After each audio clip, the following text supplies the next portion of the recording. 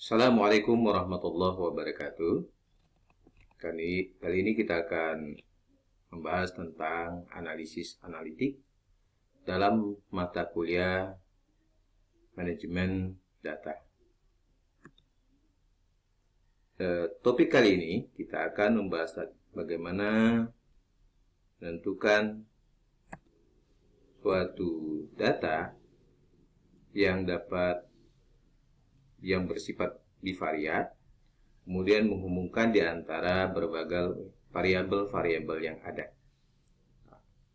Maka ketika kita menghubungkan di antara variabel bebas dan terikat, maka itulah yang disebut dengan analisis analitik. Setelah diketahui untuk masing-masing karakter dari variabel, maka kemudian yang sifatnya univariat kemudian diteruskan pada analisis yang bersifat selanjutnya atau yang bivariat. Dalam analisis deskriptif tentang umur, misalnya pendidikan, pendapatan, jenis kelamin, atau karakteristik pada responden, itu bersifat analisis deskriptif. Analisis analitik adalah untuk menganalisis dua variabel dan mengaitkan di antara variabel satu dengan variabel yang lain, atau dengan kata lain, menganalisis antara variabel bebas dan variabel terikat. Misalnya hubungan umur dengan perilaku merokok, kemudian hubungan pendidikan dengan perilaku merokok, dan pendapatan dengan perilaku merokok. Adapun variabel bebasnya dalam analisis data ini adalah hubungan umur, pendidikan, dan pendapatan, sementara variabel terikatnya adalah perilaku merokok. Adapun kegunaan dari analisis analitik ini adalah untuk mengetahui hubungan signifikan antara dua variabel atau perbedaan antara dua variabel. Dalam melakukan analisis analitik ini, yang akan kita lihat adalah signifikansinya atau signifikan. Baik itu signifikan substansi atau yang bersifat klinis maupun signifikan yang bersifat statistik. Suatu penelitian yang ideal antara signifikan substansi atau klinis dan signifikan secara statistik. Ya, biasanya yang paling ideal bahwa ada signifikan yang substansi, juga terjadi signifikan secara statistik. Tetapi tidak semua penelitian menghasilkan keterkaitan atau signifikan substansi klinis dan menunjukkan pada signifikan secara statistik.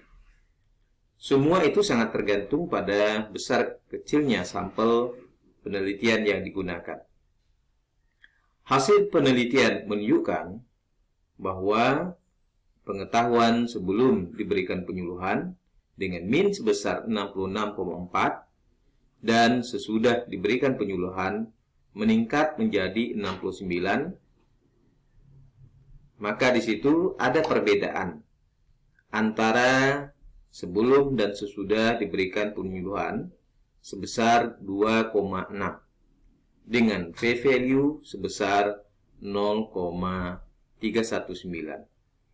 Hal ini menunjukkan secara statistik ada perbedaan signifikan dan secara substansi tidak terjadi perbedaan, di mana kedudukan 0,319 atau p-value-nya lebih besar dari alfa, yaitu 0,05. Jadi dengan rumus v-value seharusnya lebih kecil daripada alfa, maka di situ memiliki hubungan, ya, perbedaan secara signifikan secara substansial.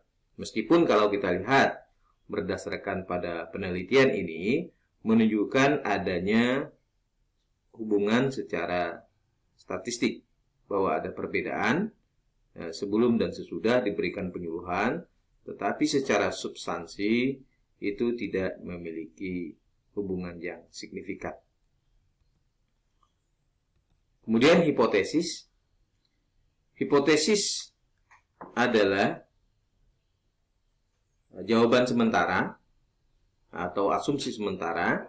Jadi prinsip yang terjadi dalam pengujian hipotesis adalah melakukan perbandingan antara nilai sampel dari hasil penelitian dengan nilai hipotesis atau nilai populasi yang diajukan.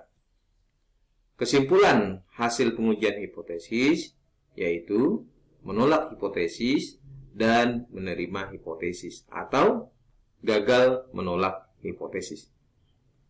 Menerima hipotesis artinya kita tidak cukup bukti untuk menolak hipotesis. Dengan kata lain, gagal menolak hipotesis.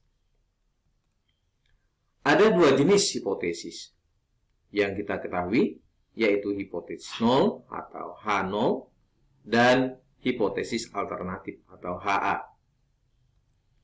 Hipotesis nol menyatakan tidak ada perbedaan sesudah kejadian antara dua kelompok, atau hipotesis yang menyatakan tidak ada hubungan antara variabel satu dengan variabel yang lain, atau dengan kata lain, tidak ada hubungan antara variabel bebas dan variabel terikat.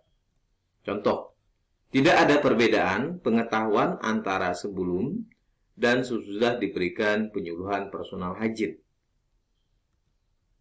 Atau tidak ada hubungan antara perilaku merokok dengan pendidikan. Hipotesis alternatif atau dikenal dengan HA menyatakan ada perbedaan sesuatu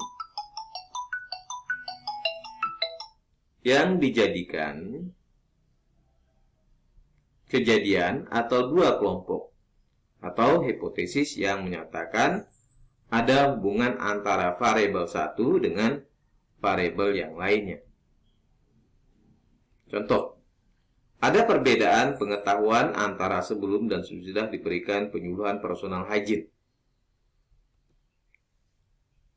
Yang kedua, ada hubungan antara perilaku merokok dengan pendidikan. Bentuk hipotesis alternatif. Dalam hipotesis alternatif ini bertujuan untuk menentukan arah uji statistik satu sisi atau yang dikenal dengan one tail atau dua sisi atau two tail.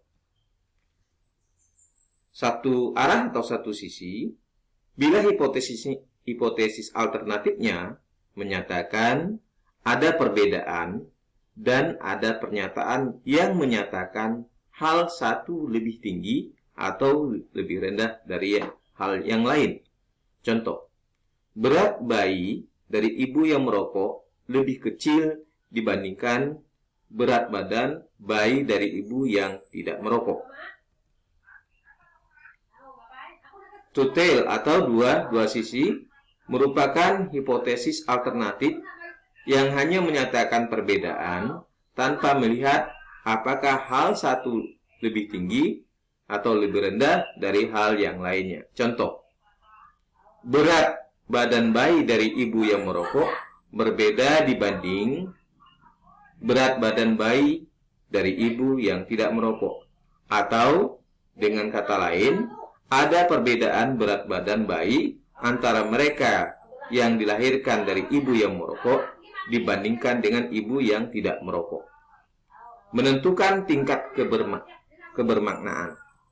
Tingkat kebermaknaan disebut dengan nilai A atau alfa, nilai yang menunjukkan besarnya peluang salah satu dalam menolak hipotesis nol. Penentuan nilai alfa ini sangat tergantung dari tujuan dan kondisi penelitian. Nilai A sering digunakan adalah 10%, 5%, atau 1%. Untuk penelitian obat-obatan digunakan batas toleransi kesalahan lebih kecil, misalnya 1%. Adapun prosedur uji hipotesis, yang pertama adalah untuk menentukan hipotesis. Yang kedua adalah menentukan uji statistik yang sesuai. Kemudian yang ketiga, menentukan batas atau tingkat kebermaknaan atau level of significance. Kemudian yang keempat adalah penghitungan uji statistik. Keputusan uji statistik di mana bila nilai p-value lebih kecil dan sama dengan alfa, maka keputusannya adalah H0 ditolak. Bila nilai P lebih besar dari nilai p-value lebih besar daripada alfa, maka keputusannya adalah H0 gagal ditolak. Demikian materi kita kali ini. Mudah-mudahan ini dapat meningkatkan pengetahuan Anda tentang analisis analitik pada materi kali ini. Terima kasih. Assalamualaikum warahmatullahi wabarakatuh.